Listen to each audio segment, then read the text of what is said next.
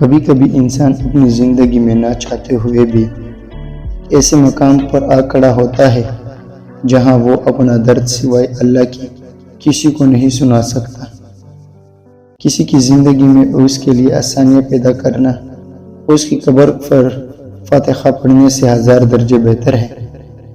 ज़िंदगी को ज़रूरत की तरह गुजारो, ख्वाहिश की तरह नहीं, क्योंकि ज़रूरत फ़कीर की भी पूरी होती है लेकिन ख्वाहिश बादशाह की भी पूरी नहीं होती।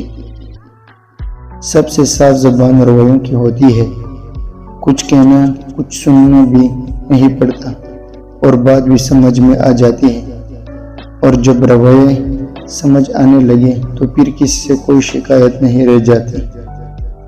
खामोशी भी किसी को ये बताने का बेहतरीन तरीका है कि ज़िंदगी में फ़िक्र और कदर करने वाले बहुत कम मिलते हैं।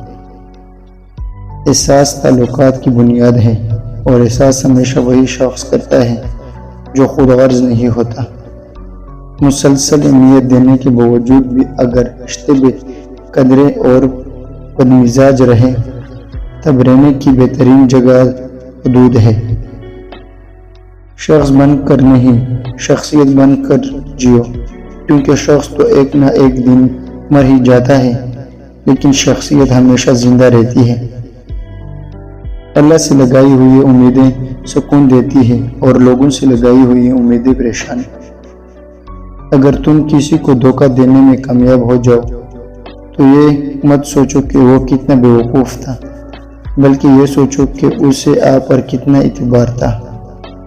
अच्छा इंसान मतलबी नहीं होता, बस वो दूर हो जाता है उन लोगों से जिन्हें उसकी कदर नहीं होती।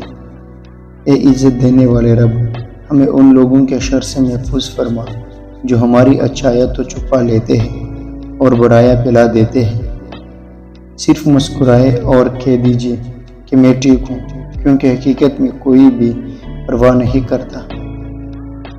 जिसकी शक्ल इंसानों वाली हो उसकी मदद करते वक्त मज़हब ना पूछना, बस मदद कर देना उसकी। लोग अच्छा पढ़ने और अच्छा लिखने वाले को काबिल कहते हैं, जबकि काबिल वो है जो अच्छा सोचे और अच्छा बोले।